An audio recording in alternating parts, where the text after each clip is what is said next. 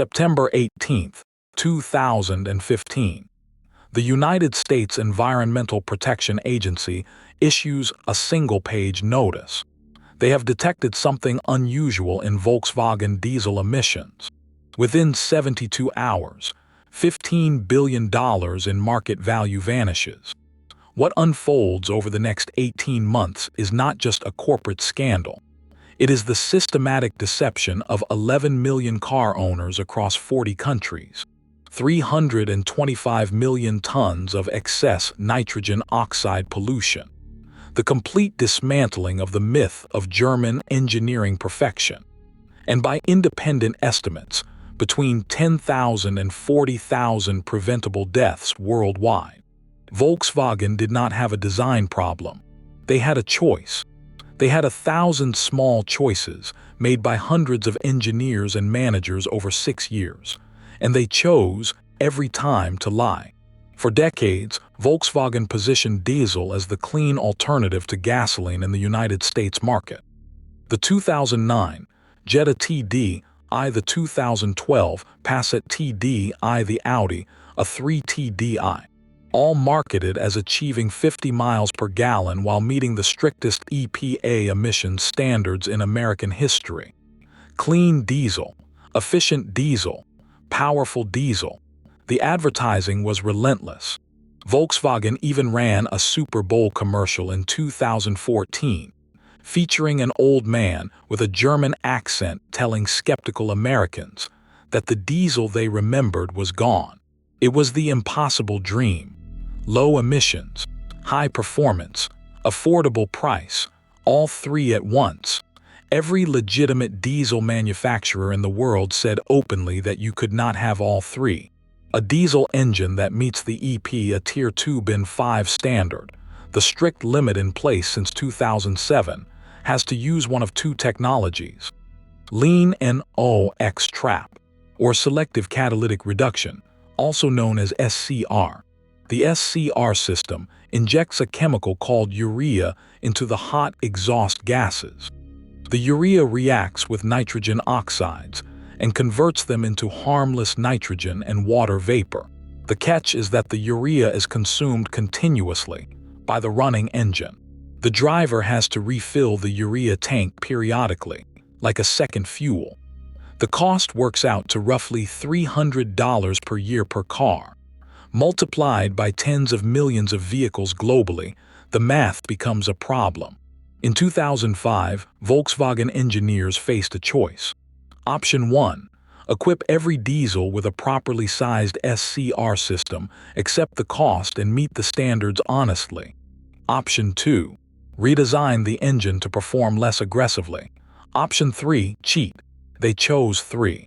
What Volkswagen engineers built between 2005 and 2007 is now known by its legal term: a defeat device. The phrase is in the Clean Air Act. The penalty is severe. Every modern car has an engine control module, a small computer running hundreds of thousands of lines of software to manage fuel injection, ignition timing, and emissions controls. The Volkswagen control module ran a section of code that, in retrospect, looks like a film thriller. That code monitored a specific combination of conditions: whether the steering wheel was being turned at all, whether the accelerator pedal was varying naturally, whether the speed was changing in patterns characteristic of real driving, or whether everything was unnaturally smooth, as if the car were sitting on a stationary platform with its wheels turning under remote control. Because that is exactly what an EPA emissions test looks like. The car is placed on a dynamometer, a treadmill for vehicles. The wheels spin against rollers. The vehicle does not actually move. There is no steering input. There is no real wind. The defeat device watched for this signature. When it detected the unique fingerprint of a laboratory test, it activated the full emissions control system. Nitrogen oxide emissions dropped to within legal limits. The car passed the test every time. The instant the car was driven off the dynamometer out of the testing facility, And onto a real road, the defeat device deactivated the full emissions controls. Not partially, completely. The engine switched into a second mode, internally optimized for performance. Nitrogen oxide emissions jumped to between 5 and 40 times the legal limit. Drivers got the performance and fuel economy that Volkswagen advertised. The brown nitrogen oxide haze added itself to the urban air every time those cars accelerated. This was not an accident. This was not a bug. The software had to be deliberately written to recognize laboratory conditions. Multiple senior engineers had to architect it. Multiple managers had to approve it. Multiple compliance officers had to sign off. Volkswagen did not stop at Volkswagen-branded vehicles. The defeat device was rolled into the engine management software for the entire Volkswagen Group portfolio. Every diesel-powered vehicle the group sold from 2007 to 2015 was infected. Audi, Porsche, Skoda, Seat, the luxury brands and the budget brands, the SUVs and the sedans, the $80,000 Cayenne diesel and the $20,000 Jetta TDI, all of them, the same lying software. The numbers eventually came out in court documents. In the United States alone, 482,000 vehicles violated emission standards. In the European Union, 8.5 million. Across the rest of the world, another 2 million. Globally, 11 million cars and trucks programmed by their manufacturer to deceive every regulator in every market they were sold in. The profit calculation was straightforward. SCR systems cost real money, hardware, urea infrastructure, increased weight, estimated savings per vehicle by skipping a proper system, approximately $300 to $500, multiplied by 11 million. That is between $3.3 and $5.5 billion saved over the life of the program. Volkswagen also gambled on something else. They gambled that nobody would think to test their cars in real-world driving conditions. In 2014, a small non-profit research organization called the International Council on Clean Transportation, the ICCT, decided to do something simple. They wanted to prove a positive story. American clean diesel was working. European cities should adopt the same regulations.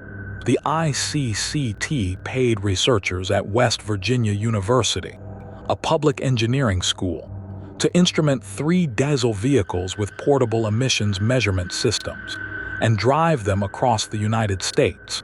A 2012 Volkswagen Jetta TD, a 2013 Volkswagen Passat TD, a 2013 BMW X5 diesel as the control vehicle. They drove from Los Angeles to Seattle, from Detroit to New York. Researchers Dan Carter, Hemanth Kapana, Mark Bish, and Arvind Thiruvengadam led the testing. They recorded emissions data continuously in real driving conditions for thousands of miles. The BMW performed roughly as advertised. The 2 Volkswagens did not. Real-world nitrogen oxide emissions from the Volkswagens were 5 to 35 times higher than the lab certification. The team initially assumed equipment error. They reran the tests. Same result. They published their findings in May 2014.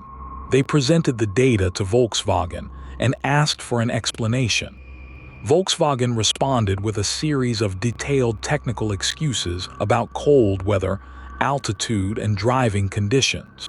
The researchers were not satisfied. The BMW had been tested under the same conditions and showed no anomaly. Over the next 12 months, the California Air Resources Board and the United States EPA pursued the question privately, while Volkswagen continued to insist the cars were compliant. By August 2015, the agencies were threatening to deny certification for the upcoming 2016 Volkswagen diesel models. Cornered, in early September, Volkswagen finally admitted that yes, there was a defeat device in the software. On September 18, 2015, the EPA made it public. Volkswagen was caught. What followed was the largest automotive settlement in the history of the United States. Volkswagen agreed to pay $15 billion in the United States alone.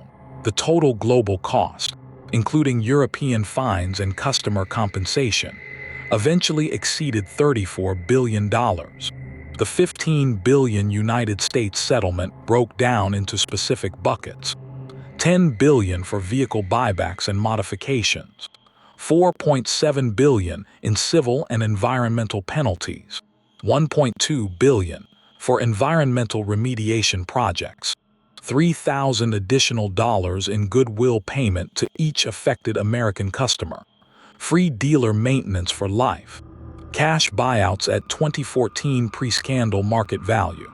The financial penalty was severe, but the financial penalty is not the real story. The real story is what 11 million cheating cars did to the air people were breathing. Approximately 3.9 million metric tons of excess nitrogen oxide pollution sitting in the global atmosphere. Nitrogen oxides are not abstract.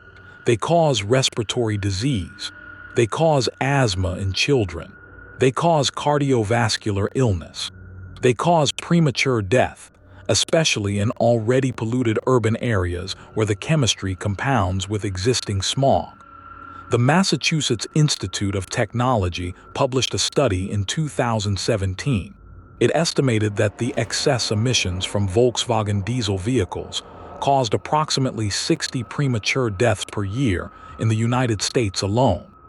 Independent estimates put the U.S. figure as high as 100 deaths per year. Across the program's full duration, that is between 300 and 500 Americans who died earlier than they otherwise would have. People with names, people with families, none of whom ever heard of Dieselgate. Globally, the impact is much larger. The European Environment Agency and other research bodies estimate 10,000 to 40,000 excess deaths worldwide attributable to the Volkswagen Group's excess emissions, primarily in densely populated European cities like Stuttgart, Munich, Milan, and Paris. Volkswagen did not just cheat on emissions tests. They participated in a chain of cause and effect that ended in tens of thousands of preventable deaths.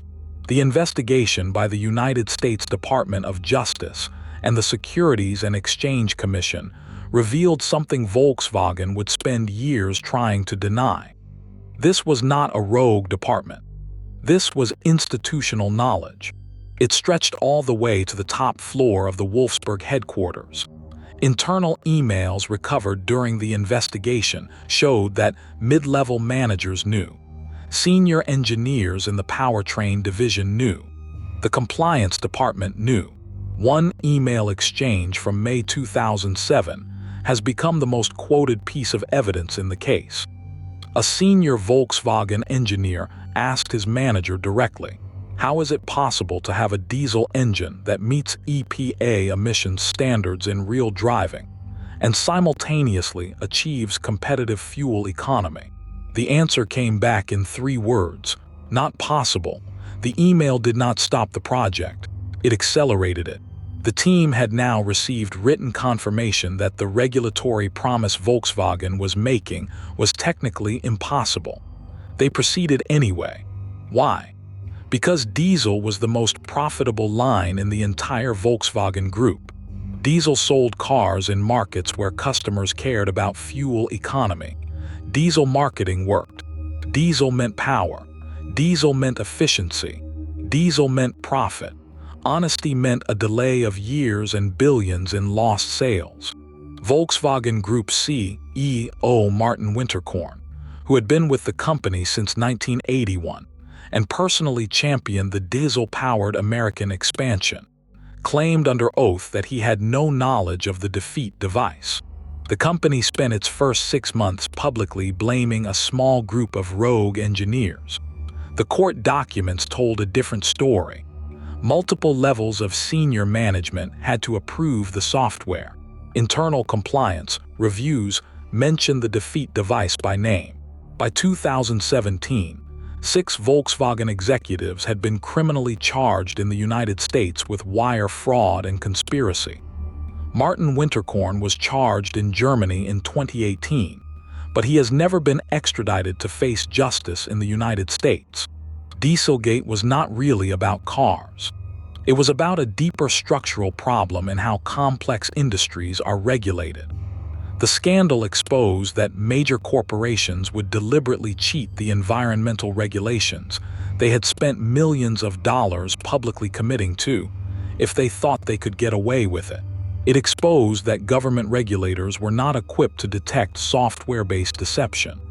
The EPA had relied on lab tests because lab tests were repeatable.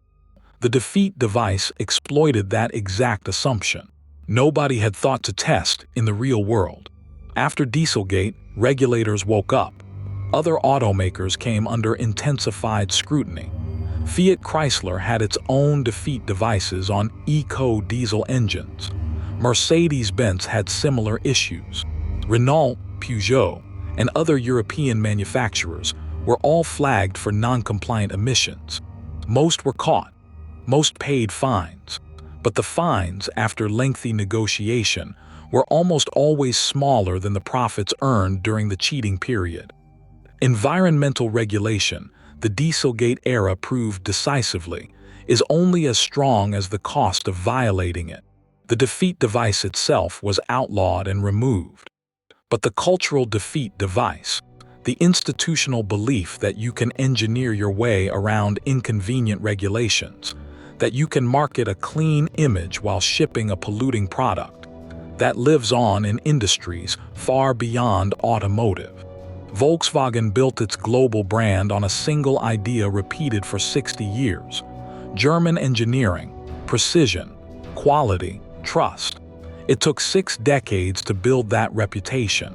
It took a single deliberate choice, executed by a small team between 2005 and 2007, to destroy it. The real damage is not the $15 billion fine. The real damage is the knowledge, now permanent, that a company you trusted lied to you. That a company publicly committing to environmental responsibility actually engineered a system that poisoned the air you and your children breathe. 11 million cars, 11 million lies, one choice to prioritize profit over people.